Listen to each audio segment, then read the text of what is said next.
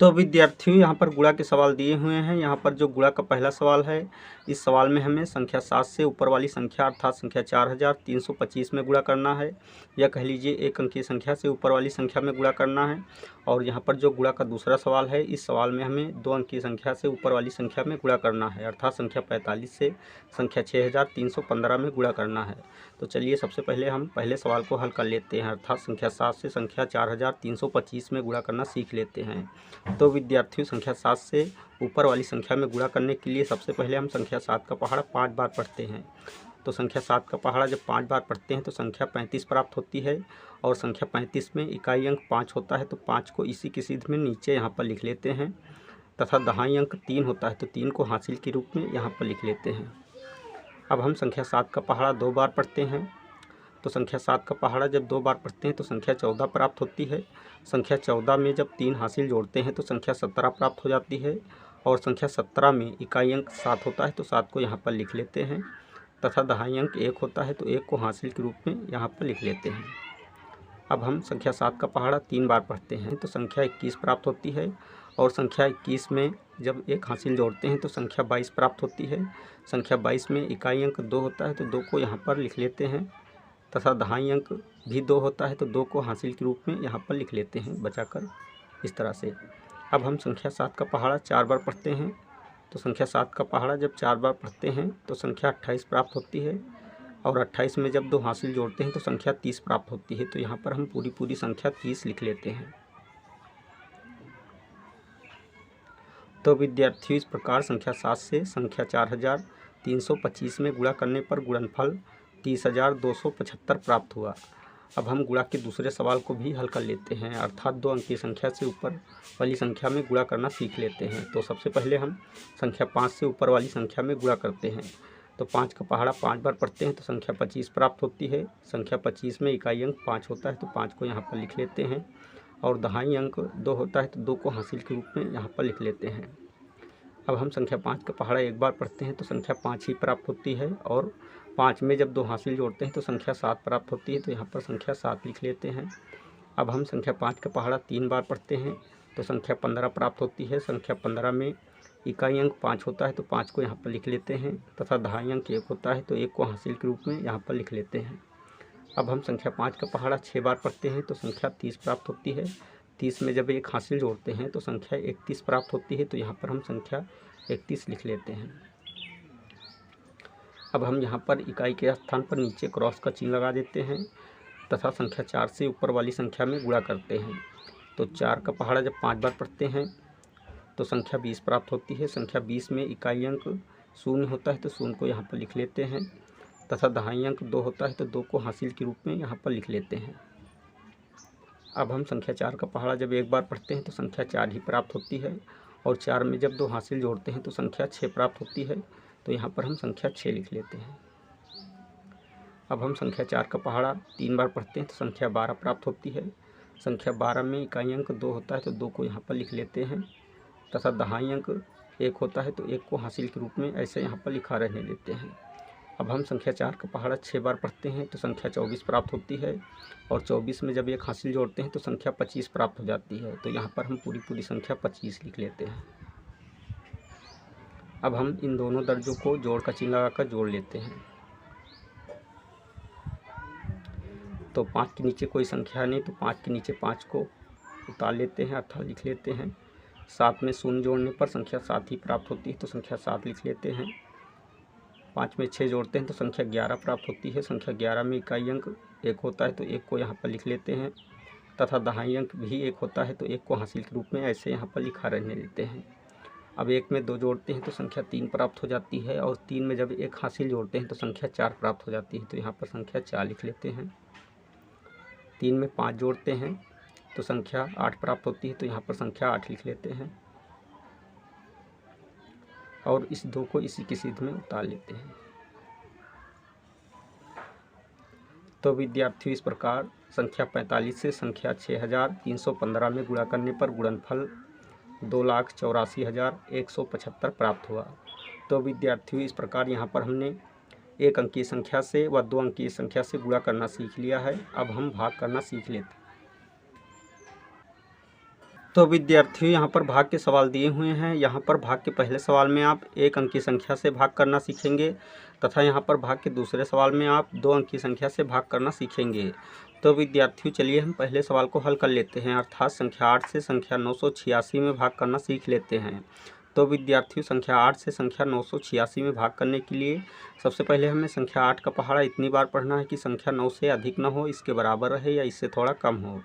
तो विद्यार्थियों जब हम संख्या 8 का पहाड़ा एक बार पढ़ते हैं तो संख्या 8 प्राप्त होती है, और जब हम संख्या 8 का पहाड़ा 2 बार पढ़ते हैं तो संख्या 16 प्राप्त होती है। चूँकि संख्या 16 9 से अधिक है, इसलिए यहाँ पर हम संख्या 8 का पहाड़ा केवल एक बार ही पढ़ेंगे। तो यहाँ पर हम संख्या 1 लिख लेते हैं, अर्थात संख्या 8 का पहाड़ा जितनी बार पढ़ते हैं उतनी संख्या यहाँ पर लिख लेते हैं।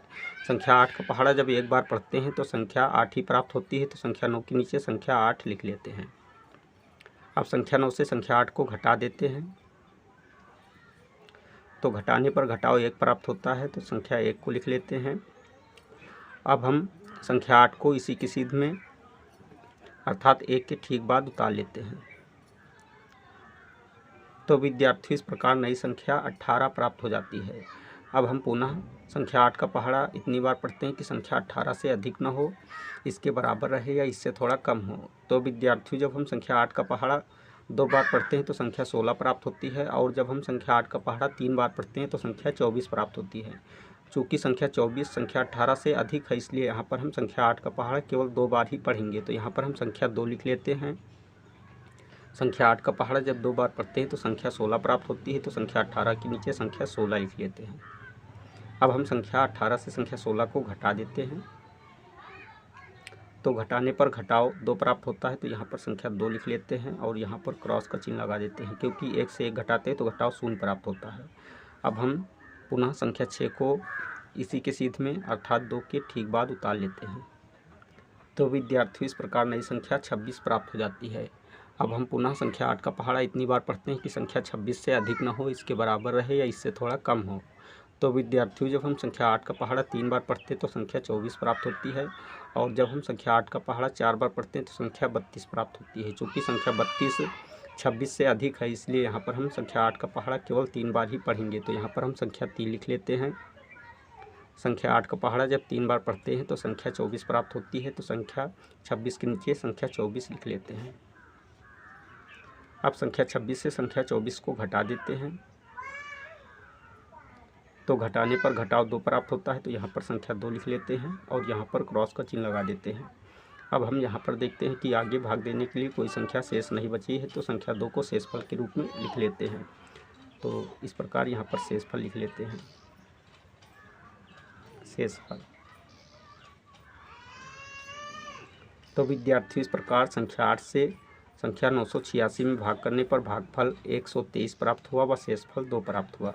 तो चलिए इसी तरह अब हम संख्या 10 से संख्या 5743 में भाग करना सीख लेते हैं। तो विद्यार्थियों संख्या 10 से संख्या 5743 में भाग करने के लिए सबसे पहले हमें संख्या 10 का पहाड़ा इतनी बार पढ़ना है कि संख्या 57 से अधिक न हो, इसके बराबर रहे या इससे थोड़ा कम हो। तो विद्यार्थियों जब हम संख्या 10 का पहाड़ा 5 बार पढ़ते हैं तो संख्या 50 प्राप्त होती है, और जब हम संख्या 10 का पहाड़ा 6 बार पढ़ते हैं तो संख्या 60 प्राप्त होती है। चूँकि संख्या 60 57 से अधिक है, इसलिए यहाँ पर हम संख्या 10 का पहाड़ा केवल 5 बार ही पढ़ेंगे। तो यहाँ पर हम संख्या 5 लिख लेते हैं। संख्या 10 का पहाड़ा जब 5 बार पढ़ते हैं तो संख्या 50 प्राप्त होती है, तो संख्या 57 के नीचे संख्या 50 लिख लेते हैं। अब हम संख्या 57 से संख्या 50 को घटा देते हैं, तो घटाने पर घटाव 7 प्राप्त होता है, तो यहाँ पर संख्या 7 लिख लेते हैं और यहाँ पर क्रॉस का चिन्ह लगा देते हैं। अब हम संख्या 4 को इसी के सीध में अर्थात 7 के ठीक बाद उतार लेते हैं। तो विद्यार्थी इस प्रकार यहाँ पर नई संख्या 74 प्राप्त हो जाती है। अब हम पुनः संख्या 10 का पहाड़ा इतनी बार पढ़ते हैं कि संख्या 74 से अधिक न हो, इसके बराबर रहे या इससे थोड़ा कम हो। तो विद्यार्थियों जब हम संख्या 10 का पहाड़ा 7 बार पढ़ते हैं तो संख्या 70 प्राप्त होती है, और जब हम संख्या 10 का पहाड़ा 8 बार पढ़ते हैं तो संख्या 80 प्राप्त होती है। चूँकि संख्या 80 74 से अधिक है, इसलिए यहाँ पर हम संख्या 10 का पहाड़ा केवल 7 बार ही पढ़ेंगे। तो यहाँ पर हम संख्या 7 लिख लेते हैं। संख्या 10 का पहाड़ा जब 7 बार पढ़ते हैं तो संख्या 70 प्राप्त होती है, तो संख्या 74 के नीचे संख्या 70 लिख लेते हैं। अब हम संख्या 74 से संख्या 70 को घटा देते हैं, तो घटाने पर घटाव 4 प्राप्त होता है, तो यहाँ पर संख्या 4 लिख लेते हैं और यहाँ पर क्रॉस का चिन्ह लगा देते हैं। अब हम संख्या 3 को इसी की सीध में अर्थात 4 के ठीक बाद उतार लेते हैं। तो विद्यार्थी इस प्रकार यहाँ पर देखते हैं नई संख्या 43 प्राप्त हो जाती है। अब हम पुनः संख्या 10 का पहाड़ा इतनी बार पढ़ते हैं कि संख्या 43 से अधिक ना हो, इसके बराबर रहे या इससे थोड़ा कम हो। तो विद्यार्थियों जब हम संख्या 10 का पहाड़ा 4 बार पढ़ते हैं तो संख्या 40 प्राप्त होती है, और जब हम संख्या 10 का पहाड़ा 5 बार पढ़ते हैं तो संख्या 50 प्राप्त होती है। चूँकि संख्या 50 43 से अधिक है, इसलिए यहाँ पर हम संख्या 10 का पहाड़ा केवल 4 बार ही पढ़ेंगे। तो यहाँ पर हम संख्या 4 लिख लेते हैं। संख्या 10 का पहाड़ा जब 4 बार पढ़ते हैं तो संख्या 40 प्राप्त होती है। तो संख्या 43 के नीचे संख्या 40 लिख लेते हैं। अब हम संख्या 43 से संख्या 40 को घटा देते हैं, तो घटाने पर घटाव 3 प्राप्त होता है। तो यहाँ पर संख्या 3 लिख लेते हैं और यहाँ पर क्रॉस का चिन्ह लगा देते हैं। अब हम यहाँ पर देखते हैं कि आगे भाग देने के लिए कोई संख्या शेष नहीं बची है, तो संख्या 3 को शेषफल के रूप में लिख लेते हैं, अर्थात यहाँ पर हम लिख लेते हैं शेषफल।